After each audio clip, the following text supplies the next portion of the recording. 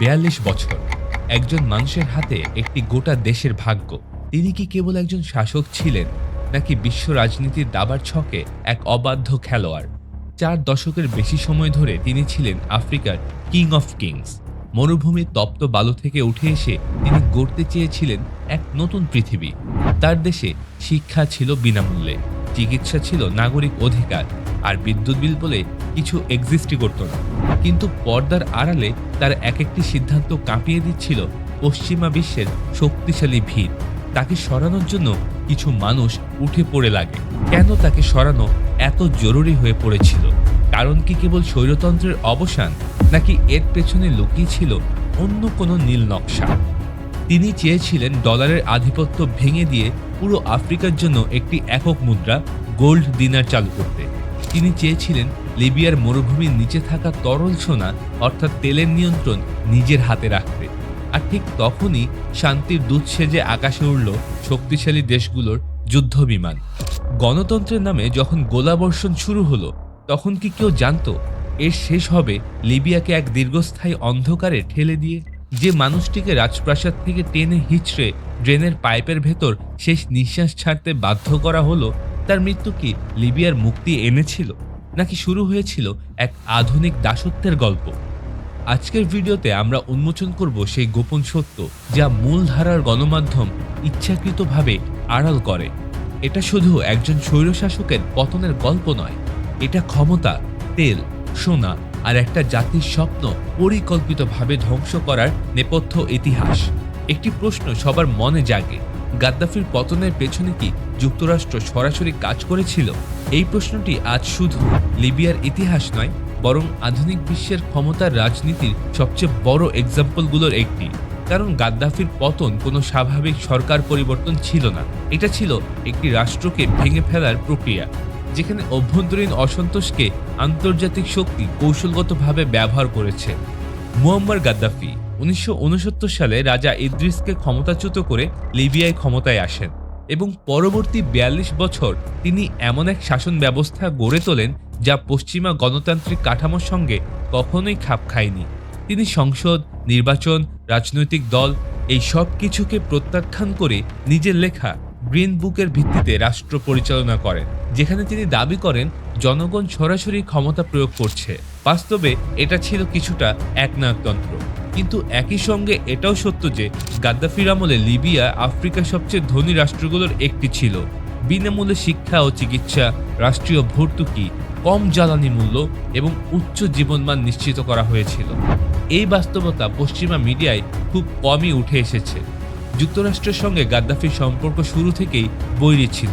১৯৭০-এর দশকে গাদ্দাফি মার্কিন সামরিক ঘাঁটি বন্ধ করে দেন, তেল শিল্প জাতীয়করণ করেন এবং ফিলিস্তিন সহ বিভিন্ন বিপ্লবী আন্দোলনকে সমর্থন দেন, যার ফলে যুক্তরাষ্ট্র তাকে শত্রু রাষ্ট্র হিসেবে তালিকাভুক্ত করে। ১৯৮৬ সালে প্রেসিডেন্ট রোনাল্ড রিগানের নির্দেশে যুক্তরাষ্ট্র লিবিয়ায় সরাসরি বিমান হামলা চালায়। এই হামলায় গাদ্দাফিকে হত্যা করার চেষ্টা করা হয় এবং তার পরিবারের সদস্য নিহত হন। এটি পরিষ্কার করে দেয় যুক্তরাষ্ট্র বহু বছর আগে থেকেই গাদ্দাফিকে সরিয়ে দেওয়ার বিষয়টি বিবেচনায় রেখেছিল। তবে ২০০৩ সালে ইরাক যুদ্ধের পর গাদ্দাফি উপলব্ধি করেন যে পশ্চিমাদের সঙ্গে সংঘাতে গেলে তার পরিণতিও সাদ্দাম হোসেনের মতো হতে পারে। তাই তিনি পারমাণবিক কর্মসূচি পরিত্যাগ করেন, পশ্চিমা কোম্পানিগুলোকে লিবিয়ায় ফিরতে দেন এবং যুক্তরাষ্ট্র ও ইউরোপের সঙ্গে সম্পর্ক স্বাভাবিক করার চেষ্টা করেন। অনেকেই মনে করেছিলেন এখানে দ্বন্দ্ব শেষ, কিন্তু প্রকৃত সংঘাত তখনও রয়ে গিয়েছিল। কারণ গাদ্দাফি কখনোই মার্কিন নেতৃত্বাধীন বৈশ্বিক অর্থনৈতিক ব্যবস্থাকে মেনে নেননি।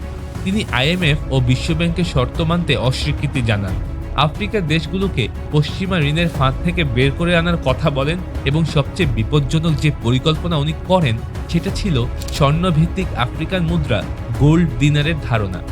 এই পরিকল্পনা বাস্তবায়িত হলে আফ্রিকার তেল ও খনিজ সম্পদ ডলার বা ইউরোর বদলে স্বর্ণে মূল্যায়িত হতো, যা সরাসরি মার্কিন ডলারের বৈশ্বিক আধিপত্যের জন্য বড় একটা থ্রেট ছিল। এখানেই যুক্তরাষ্ট্র ও ইউরোপীয় শক্তির কাছে গাদ্দাফি শুধু একজন স্বৈরশাসক নয়, বরং একটি কাঠামোগত হুমকিতে পরিণত হন। ২০১১ সালে আরব বসন্ত শুরু হলে এই হুমকিকে সরিয়ে দেওয়ার জন্য একটি আদর্শ সুযোগ তৈরি হয়। তিউনিসিয়া ও মিশরের গণ আন্দোলনের ঢেউ লিবিয়ায় এসে পৌঁছালে শুরুতে কিছু বিক্ষোভ হয় ঠিকই, কিন্তু খুব দ্রুত এই বিক্ষোভ সশস্ত্র সংঘাতে রূপ নেয়। এখানে একটি গুরুত্বপূর্ণ প্রশ্ন উঠে আসে, লিবিয়ার সাধারণ নাগরিকরা এত অল্প সময়ের মধ্যে ভারী অস্ত্র, রকেট লঞ্চার ও সামরিক যান পেল কোথা থেকে? বিভিন্ন আন্তর্জাতিক রিপোর্টে দেখা যায় এই সময় বিদ্রোহীদের কাছে অস্ত্র পৌঁছাতে শুরু করে প্রতিবেশী দেশ ও গোপন চ্যানেলের মাধ্যমে, যার পেছনে পশ্চিমা গোয়েন্দা সংস্থার বিরাট একটা ভূমিকা ছিল।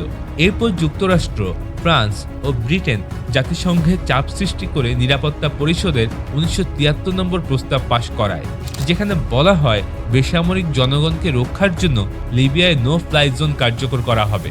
কিন্তু বাস্তবে ন্যাটোর অভিযান কোনো মানবিক সীমার মধ্যে থাকেনি। নো ফ্লাই জোনের আড়ালে লিবিয়ার সামরিক অবকাঠামো ধ্বংস করে দেওয়া হয়, সরকারি বাহিনীকে সম্পূর্ণভাবে অকার্যকর করে দেওয়া হয় এবং বিদ্রোহীদের অগ্রযাত্রার পথ পরিষ্কার করে দেওয়া হয়। যুক্তরাষ্ট্র সরাসরি স্থলবাহিনী পাঠায়নি ঠিকই, কিন্তু গোয়েন্দা তথ্য, স্যাটেলাইট নজরদারি, ড্রোন ট্র্যাকিং, অস্ত্র সমন্বয় ও সামরিক কৌশল নির্ধারণে তারাই ছিল মূল নিয়ন্ত্রক শক্তি। এটা ছিল লিড ফ্রম বিহাইন্ড কৌশল, অর্থাৎ প্রকাশ্যে নেতৃত্ব না দিয়ে আড়াল থেকে পুরো অপারেশন নিয়ন্ত্রণ করা। গাদ্দাফির কনভয় যখন তীর্থে শহর ছাড়ার চেষ্টা করে, তখন ন্যাটোর ড্রোন সেটি শনাক্ত করে এবং বিদ্রোহীদের হামলার সুযোগ তৈরি করে দেয়। গাদ্দাফি ধরা পড়েন এবং কোনো বিচার ছাড়াই তাকে নির্মমভাবে হত্যা করা হয়। এই হত্যাকাণ্ড আন্তর্জাতিক আইন, যুদ্ধবন্দীর অধিকার এবং মানবাধিকারের সব নীতিকে লঙ্ঘন করে, কিন্তু পশ্চিমা বিশ্ব তখন স্বাভাবিকভাবেই নীরব থাকে। যুক্তরাষ্ট্রের তৎকালীন পররাষ্ট্রমন্ত্রী হিলারি ক্লিন্টনের ভাষায়, we came, we saw, he died. এই মন্তব্যটি আসলে পুরো অভিযানের মানসিকতা প্রকাশ করে দেয়। যদি সত্যি গাদ্দাফি মানবতার বিরুদ্ধে অপরাধী হতেন, তবে তাকে জীবিত রেখে আন্তর্জাতিক অপরাধ আদালতে বিচার করা যেত, কিন্তু তা করা হয়নি, কারণ জীবিত গাদ্দাফি পশ্চিমা বিশ্বের সঙ্গে তার অতীত সম্পর্ক, তেলের চুক্তি, অস্ত্র বাণিজ্য ও গোপন সমঝোতার অনেক অস্বস্তিকর তথ্যই প্রকাশ করে দিতে পারতেন। গাদ্দাফির পতনের পর যুক্তরাষ্ট্র ও ন্যাটো কার্যত লিবিয়াকে ছেড়ে চলে যায়। কোনো কার্যকর রাষ্ট্র গঠন প্রক্রিয়া শুরুই করা হয় না। এর ফলাফল আজ স্পষ্ট, লিবিয়া একটা ব্যর্থ রাষ্ট্রে পরিণত হয়েছে, যেখানে একাধিক সরকার, অসংখ্য মিলিশিয়া, মানব পাচার চক্র, অস্ত্র পাচার এবং জঙ্গি সংগঠনের নিরাপদ আশ্রয় গড়ে উঠেছে।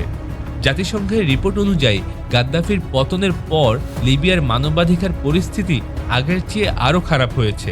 এই বাস্তবতা প্রমাণ করে যে যুক্তরাষ্ট্রের হস্তক্ষেপের উদ্দেশ্য কোনোভাবেই মানবিক ছিল না, বরং তা ছিল কৌশলগত।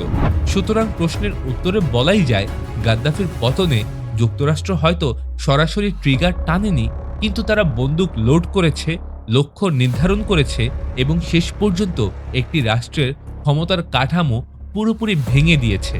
ইতিহাস আমাদের শেখায়, আধুনিক বিশ্বে যুদ্ধ শুধু ট্যাঙ্ক আর সৈন্য দিয়েও হয় না, কখনো কখনো তা হয় মানবাধিকারের ভাষায়, মুখোশ পরে, আরব বসন্তের স্লোগানে এবং গণতন্ত্রের প্রতিশ্রুতির আড়ালে।